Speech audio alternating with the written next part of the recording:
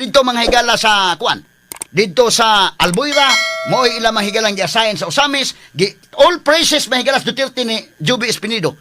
Nya pagkahuman, mura nasuya to uban mga higalang pati sikatang Espinido, agi butang sa lista.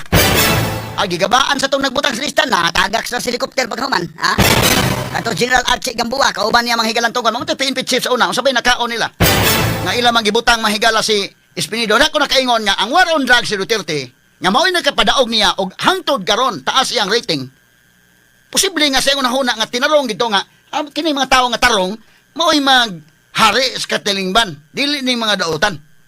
Ang problema diha ang pag-implement dito sa mga tao nga iyang gitugyanan kay kinsa ibutang sa lista panalitag kontra kana kay kada kay susmin niya ibutang na sa lista diha. Mo na nakalisod.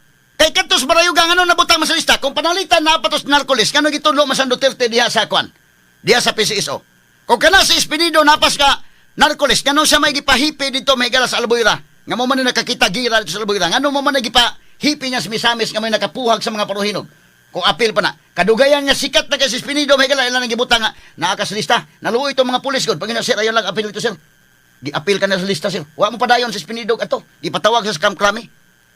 Di ka makaingon ba unsa maning kalakiha ang implementation. Unya manghinaos garma siyang kaugalingon, ha? Manghinaos garma siyang kaugalingon may galay pagtukbo din ng uban. O na ingos bonggo kining kang garma, diversionary tactics ni. Kini ang gihimo. Pero sa pikas bahin, kung ilagyan pa sa kaag kasos digong, bantayanan po na. Duhay bantayanan. Kay kining affidavit ni garma pwede maning gamito na karon. Gamiton mga higala ng affidavit ni Garma mahigala para mapasaka ang criminal case batok ni Duterte. Ilang ipaprisos Duterte, ha?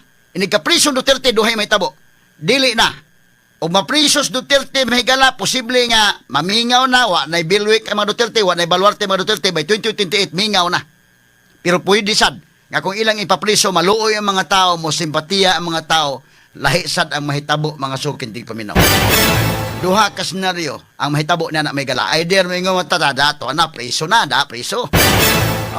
So sigurado na nga dili na mo daog pagka mayor, wa na. Di wala na ang Davao, dili na under sa mga Duterte ang leadership sa Davao. Kay to na preso na mo ni mo na. Pwede. Pero pwede sa mga tao nga maluoy ni Presidente Duterte nga ilang ipapriso human makahimo mga higalag human gidaig sa mga tao karon ipapriso. No? Duha ang senaryo mo na bantayanan po na nila ron, unsaon nila ron, kay ang tao ra ba mahigala mga Pilipino, mahilig sad makaigalaan sa underdog. Bantayanan na. No? Pwede mahigalang imo iduot nimo, pero ila palabig duot, kay kung maduot na po, kung tiwasag ka duot, basin po nino no makakuha og simpatiya